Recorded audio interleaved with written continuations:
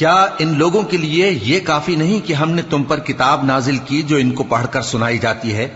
کچھ شک نہیں کہ مومن لوگوں کے لیے اس میں رحمت اور نصیحت ہے۔ کہہ دو کہ میرے اور تمہارے درمیان اللہ ہی گواہ کافی ہے۔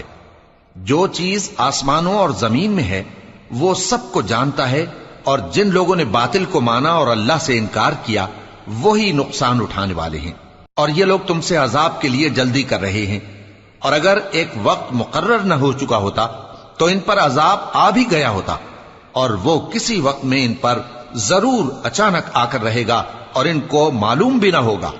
یہ تم سے عذاب کے لیے جلدی کر رہے ہیں، جبکہ دوزخ تو کافروں کو گھیر لینے والی ہے۔